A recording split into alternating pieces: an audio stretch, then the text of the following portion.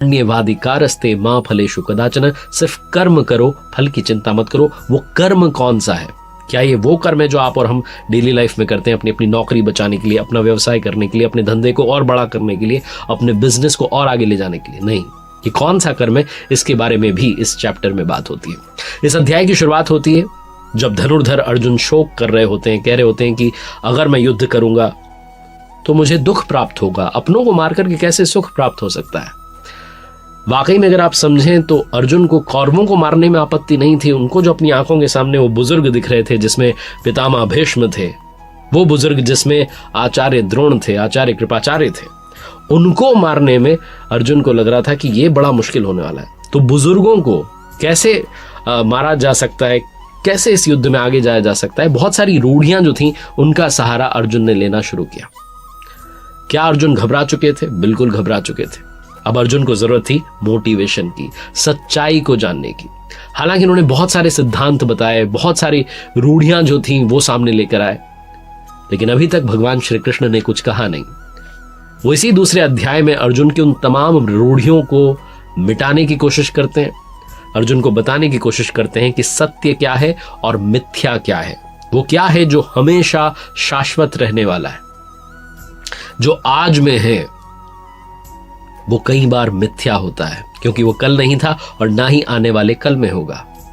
जो वर्तमान है वो सिर्फ मिथ्या है, क्योंकि ना तो वो पास्ट है, ना वो फ्यूचर में रहने वाला है, वो मिट जाने वाला है, वो समय के साथ चला जाने वाला है। लेकिन कोई है जो शाश्वत रहने वाला है। वो क्या है, वो भगवान श्री कृष्ण इस अध्याय में बताते हैं। और अर्जुन जो है, जब उन्हें समझ में आता है कि मैं बहुत सारी रूढ़ियों में घिर गया हूं, मेरे सामने जीवन की सबसे बड़ी चुनौती आ गई है, तो अर्जुन जो है वो भगवान श्री कृष्ण से कहते हैं, शिष्यस्ते अहम शाधि माम त्वाम प्रपन्नम।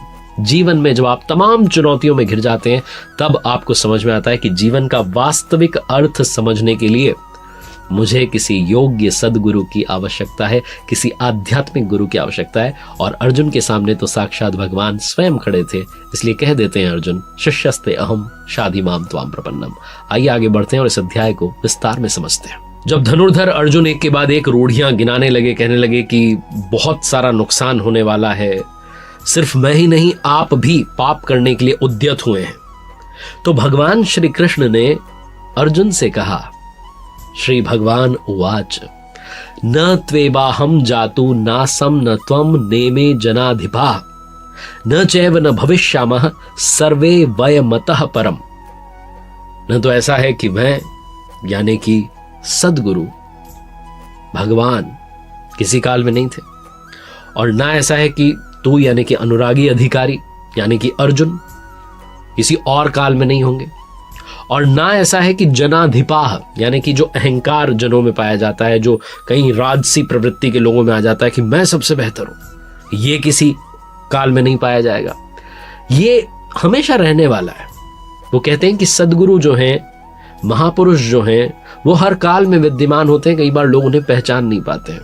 और अनुरागी जो हैं, जो भक्त है, वो भी सदैव विद्यमान रहता है। इस बात को और आगे समझाते हुए श्री भगवान उवाच, कहते हैं भगवान श्री कृष्ण, देहिनो अस्मिन यथा देहे कौमारम यौवनम जरा तथा देहांतर प्राप्तिर धीरस तत्र न मुह्याति। जैसे जीवात्मा की ये जो देह है, जो शरीर है, इसमें हम बच्चे होते हैं, फिर बड़े होते हैं, फिर वृद्ध अवस्था आती है, वैसे ही ये जो आत्मा है अलग अलग शरीरों की प्राप्ति करती चली जाती है। कभी आप बालक थे, फिर धीरे धीरे युवा हुए, फिर आप मर गए। लेकिन क्या आप मर गए? आपका शरीर मर गया, आत्मा वही रही। उस पर नए शरीर की कोई भी लेश मात्र भी दरार नहीं आती। वो जो आत्मा है, वो जो पुरुष है, वो एक ही है। यही समझाने की कोशिश भगवान श्री कृष्ण करते हैं और ये कहते हैं कि ये जो कलेवरों का परिवर्तन है, ये जो बॉडी का चेंज है, इस बॉडी से उस बॉडी में, ये चलता रहेगा जब तक इस चेंज से आगे की वस्तु नहीं मिल जाती। और आगे बढ़ने से पहले आपको बता दूं कि सिर्फ उन्हीं श्लोकों के अर्थ समझाने की कोशिश कर रहा हूं विस्तार में, जिनमें इस चैप्टर का सार छुपा हुआ है। अगर आप घर बैठे डिटेल में पढ़ना चाहते हैं तो स्वामी जी की यथार्थ गीता, आप यथार्थगीता.com ये वेबसाइट है, इसका लिंक आपको डिस्क्रिप्शन कमेंट बॉक्स में मिलेगा, मंगवा सकते हैं। किसी भी भाषा में आप घर बैठ करके पढ़ सकते हैं। अब आगे बढ़ते हैं। भगवान श्री कृष्ण थोड़ा और समझाने की कोशिश करते हैं अपने सखा, अपने मित्र, अपने शिष्य अर्जुन को। भगवान श्री कृष्ण कहते हैं, श्री भगवान उवाच मात्रा स्पर्शास्तु कौन्तेय शीतोष्ण सुख दुग्धा आगमा पाइनो नित्यांस स्तांस्ति तिक्षस्व भारत। वो कहते हैं कि अर्जुन, सुख दुख सर्दी और गर्मी को देने वाले जो इंद्रियों के विषयों के संयोग हैं ये क्षण भंगुर है, तो इनका त्याग कर। अर्जुन जो था वो इन सब को लेकर के, जो इंद्रियों के विषयों के सुख हैं, इनको स्मरण करके ही विकल हो रहा था कि ये सब छूट जाएगा। तो भगवान श्री कृष्ण समझाते हैं कि क्षणिक हैं, झूठे हैं, नाशवान हैं, ये हमेशा नहीं रहने वाले। ना तो विषयों का संयोग हमेशा रहेगा, ना इंद्रियों में क्षमता रहेगी इन विषयों का सुख भोगने की।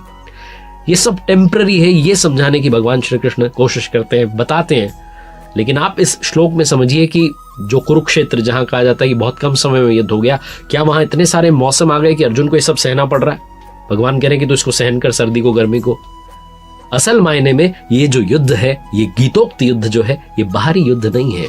ये आपके अंदर हृदय में जो विकार हैं, जो अच्छाई में बुराई में लड़ाई चल रही है, ये युद्ध उसका है। जैसा कि मैंने पहले चैप्टर में बताया था कि अर्जुन जो है वो अनुरागी का प्रतीक है, वो भक्त का प्रतीक है, जो भगवान के दर्शन पाने के लिए विकल है, उसका प्रतीक है। जब आप प्रभु को पाने के लिए निकल पड़ते हैं, दर्शन करने के लिए निकल पड़ते हैं, तो बहुत सारे विकार आते हैं, बहुत सारे योद्धा आते हैं। वो विकार, वो जो बुराइयां हैं वो सामने आती हैं, और फिर आपको अर्जुन बनकर के उनका वध करना होता है, उन्हें मिटाना होता है और अच्छाई की तरफ जाना होता है। आगे भगवान श्री कृष्ण कहते हैं कि अर्जुन, दुख सुख को समान समझने वाले, जिस पुरुष को इंद्रियों और विषयों के संयोग डिस्टर्ब नहीं कर पाते, वो अमृत तत्व की प्राप्ति करता है। अब ये जो अमृत है, एक नई चीज आ गई। अभी तक अर्जुन को लग रहा था कि युद्ध का अगर रिजल्ट आएगा तो या तो स्वर्ग मिलेगा, या धरती मिल जाएगी, या मर जाएंगे। लेकिन भगवान श्री कृष्ण कहते नहीं, ना स्वर्ग मिलेगा, ना पृथ्वी मिलेगी, बल्कि अमृत मिलेगा। सच क्या है, झूठ क्या है, सत्य क्या है, असत क्या है, इसी को समझाते हुए भगवान श्री कृष्ण ने दूसरे अध्याय में कहा, श्री भगवान उवाच अंतवंत इमे देहा नित्यस्योक्ता शरीरिणः अनाशिनो अप्रमेयस्य तस्माद्युध्यस्व भारत।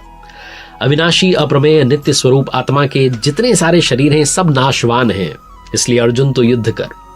आत्मा विनाशी है, जिसका तीनों काल में, फ्यूचर, पास्ट, प्रेजेंट, कोई नाश नहीं कर सकता। ये सच है, ये सत्य है। शरीर जो है ये आज है, कल नहीं है, और कल नहीं था।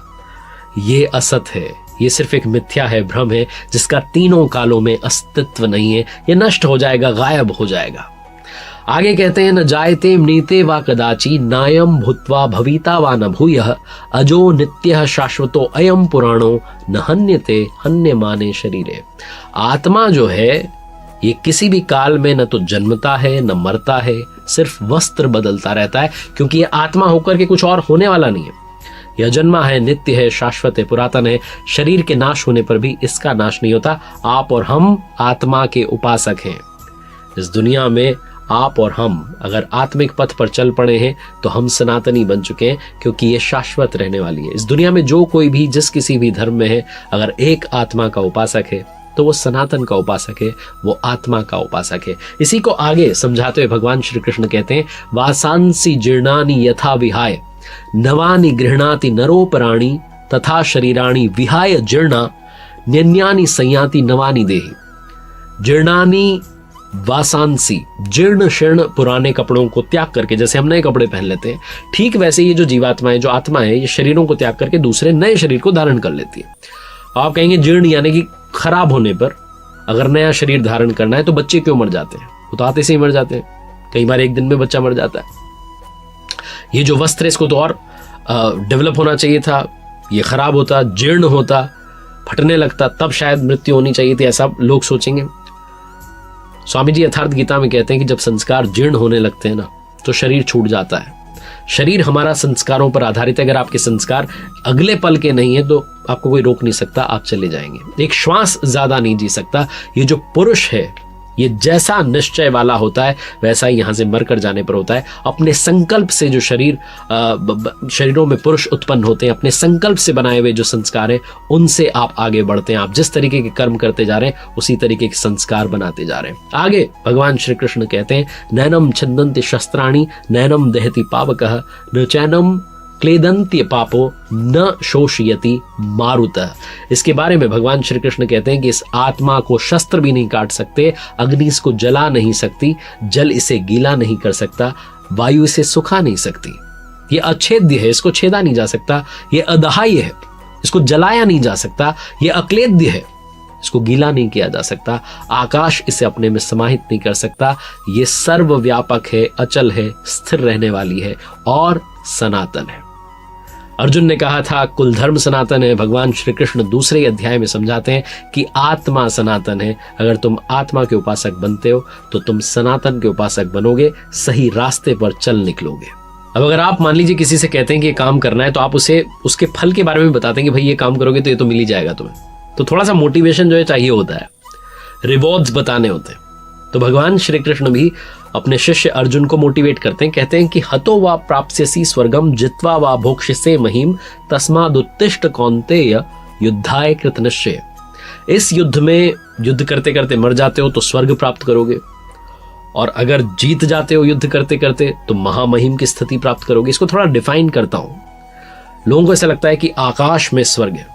लोग ये मानते हैं कि आकाश में कहीं स्वर्ग है, वहां हमें जगह मिल जाएगी। नहीं, हमारे स्वामी जी यथार्थ गीता में कहते हैं कि स्वर में विचरने की क्षमता रहेगी। स्वर्ग जो है उसका मतलब है कि आप स्वर में विचरण करने की क्षमता प्राप्त कर लोगे। ध्यान में जब बैठो तो ध्यान लगा पाओ, ये क्षमता, ये कैपेबिलिटी आपकी आ जाएगी। ये भगवान श्री कृष्ण अर्जुन से कह रहे हैं कि तुम स्वर्ग प्राप्त करोगे अगर इन विकारों के साथ जो युद्ध लड़ रहे हो, काम क्रोध लोभ मोह के साथ में, अगर इस युद्ध में तुम हार जाते हो तो इतना तो है कि तुम इस सही रास्ते पर चल करके उतनी ताकत पालोगे कि स्वर्ग में विचरण कर पाओगे। और अगर मान लो जीत जाते हो तो महामहिम, महान ब्रह्म की जो उपाधि है, वो जो स्थिति है जिसे मोक्ष कहते हैं, वो प्राप्त कर लोगे। अब आगे बढ़ते हैं और दो तरह की जो बुद्धि है, जो दो तरह का योग है जिसके बारे में श्रीमद् भगवद गीता में कहा गया, उसके बारे में बात करते हैं। श्री भगवान उवाच एषा ते अभिहिता सांख्ये बुद्धिर्योगे त्विमां शृणु बुद्ध्या युक्तो यया पार्थ कर्म बंधम प्रहास्यसि। वो कहते हैं कि ये जो बुद्धि, जो अभी अभी मैंने कहा आपको कि स्वर्ग प्राप्त कर लोगे और महामहिम की स्थिति, जीतने पर हारने पर स्वर्ग, ये ज्ञान योग मैंने आपको कहा। कौन सी बुद्धि दी? कि यही कि युद्ध करना है। युद्ध यानी कि कर्म करना है, कर्म यानी कि ध्यान करना है। ये सब आगे डिफाइन होगा। और ज्ञान योग में सिर्फ इतना है कि अपनी स्थिति को आप उसका आंकलन कर लें, एनालाइज कर लें कि अभी यहां पर खड़ा हूं, यहां पहुंचना है, यहां से यहां की दूरी तय करनी है, लाभ हानि इसमें है, ये सब आप डिफाइन कर लें। ये जो है ये ज्ञान योग होता है। लेकिन अब दूसरे योग की बात करते हैं। भगवान श्री कृष्ण कहते हैं कि अब तुझे निष्काम कर्म योग के बारे में बताता हूं। नेहा भी क्रमनाशो अस्ति प्रत्यवायो न विद्यते स्वल्पमप्यस्य धर्मस्य त्रायते महतो भयात। निष्काम जो कर्म है, निष्काम कर्म योग, जिसमें सिर्फ कर्म करना है, फल की चिंता नहीं करनी है, उसमें बीज का नाश नहीं होता। आप सिर्फ चल दें तो प्रकृति में कोई क्षमता नहीं, ऐसा कोई अस्त्र नहीं कि उस सत्य को मिटा दे।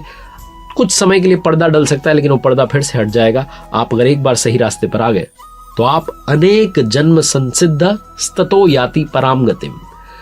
6ठे अध्याय में भगवान श्री कृष्ण कहते हैं कि कर्म अगर एक बार उसका बीज अगर डल गया तो बहुत सारे जन्मों के बाद में वहां जाकर के खड़ा कर देता है, जिसे परम धाम कहते हैं, जिसे मोक्ष कहते हैं। बहुत सारे लोगों को लगता है कि ज्ञान योग में तो अहम ब्रह्मास्मि, बस यही मान लेना है। ऐसा नहीं है। ये दोनों जो योग हैं, दोनों में ही आपको कर्म करना है, दोनों में ही आपको युद्ध लड़ना है, दोनों में ही आपको ध्यान करना है। और अब मैं आपको वो श्लोक बताता हूं जिसके बारे में बहुत लोगों ने बात की है। अलग अलग जगहों पर इसे कोट किया जाता है, लेकिन यथार्थ इसका मतलब क्या है, इसकी व्याख्या क्या है।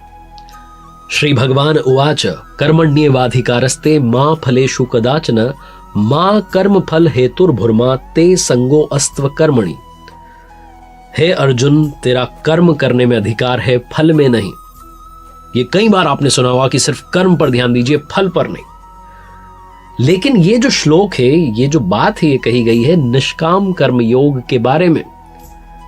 निष्काम कर्म योग के बारे में कहा गया कि सिर्फ कर्म करने पर ध्यान दो, फल की चिंता मत करो, उस पर मुझे छोड़ दो। मेरे बारे में सोचना शुरू करोगे, उसके बाद भूल जाओ, फल तुम्हें मिलेगा। ये बताने की कोशिश की गई है, ना कि हर कर्म के बारे में यहां बात हो रही है।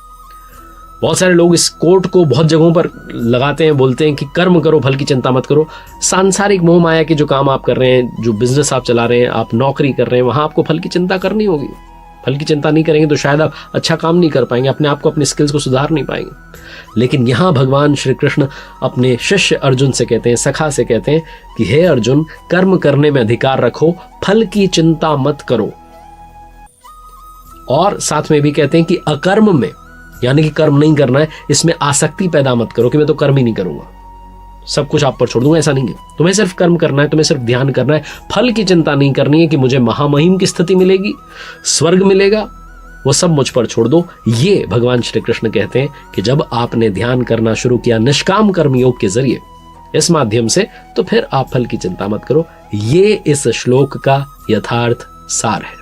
अब आगे बढ़ते हैं और आपको समझाने की कोशिश करता हूं कि किस काल में, किस समय पर वो वैराग्य जो है वो प्राप्त होता है, वो स्थिर बुद्धि आती है। तो इसके बारे में भगवान श्री कृष्ण कहते हैं, श्री भगवान उवाच यदा ते मोह कलिलम बुद्धिर व्यतीत तिष्यति तदा गंतासि निर्वेदम श्रोतव्यस्य श्रुतस्य च। जिस समय में जो भी साधक है, जो भी उस रास्ते पर चला है, उसकी बुद्धि जो मोह वाला दलदल है उसे पार कर लेती है, बिल्कुल भी मोह नहीं रह जाता, न परिवार में, न प्रतिष्ठा में, न धन में, सबसे लगाव टूट जाता है। उस समय जो सुनने योग्य बातें हैं, जो चलने योग्य रास्ता है, उसके बारे में समझ डेवलप होती है, वैराग्य को प्राप्त होने लगता है, उसे आचरण में ढालने की बात आने लगती है। इसीलिए भगवान श्री कृष्ण कहते हैं कि जब मनुष्य मन में जितनी भी कामनाएं हैं उन्हें त्याग देता है, तब जाकर के वो आत्मा का दिग्दर्शन कर पाता है, आत्माराम बन पाता है। लेकिन साथ में उसे चेतावनी भी देते हैं अपने शिष्य को। धनुर्धर अर्जुन से कहते हैं कि जिस तरीके से जल में नाव को जो हवा होती है वो हरण करके ले जाती है, उस मंजिल से दूर कर देती, तेज हवा आती है और नाव दूर हो जाती है टारगेट से, ठीक वैसे ही ये जो विषयों में विचरण करती हुई इंद्रियां हैं, जिस इंद्रिय के साथ में मन रहता है, वो एक ही जो इंद्रिय है उस पुरुष की बुद्धि को हर लेती है। इसलिए लगातार योग का आचरण करना, लगातार ध्यान में लगे रहना बहुत ज्यादा अनिवार्य है, अगर आप साधक बन चुके हैं, उस रास्ते पर चलना चाहते हैं। और आखिरी में भगवान श्री कृष्ण कहते हैं कि किस तरीके के मनुष्य मुझे प्रिय हैं। वो बताते हैं कि विहाय कामान्यः सर्वान् पुमांश्चरति निस्पृहः निर्ममो निरहंकारः स शान्तिमधिगच्छति। जो पुरुष संपूर्ण कामनाओं को त्याग करके, इच्छाओं को त्याग करके, निर्ममः, मैं और मेरे के ये जो भाव है इसको छोड़ करके, अहंकार को छोड़ करके अपने जीवन में योग साधना को बरतता है, वो उस परम शांति को प्राप्त होता है, जिसके बाद में कुछ भी पाना शेष नहीं रह जाता है। तो जो दूसरा अध्याय है, जिसे सांख्य योग नाम दिया गया, यथार्थ गीता में आप पढ़ेंगे और समझेंगे कि इसका नाम कर्म जिज्ञासा क्यों होना चाहिए। क्योंकि इस अध्याय के अंत में आते आते आपके और हमारे मन में वो इच्छा, वो जिज्ञासा पैदा हुई है कि आखिर ये कर्म क्या है, जिस पर चल करके, जिस रास्ते पर चल करके प्रभु के दर्शन प्राप्त किए जा सकते हैं, आत्मा को परमात्मा बनाया जा सकता है। अगले हफ्ते, अगले बुधवार को सुबह 9:30 बजे कोशिश करूंगा तीसरे अध्याय के बारे में आपको बताने की। आज के लिए गीता ज्ञान के दूसरे अध्याय में इतना ही। प्रभु की कृपा आप सभी पर सदैव बनी रहे।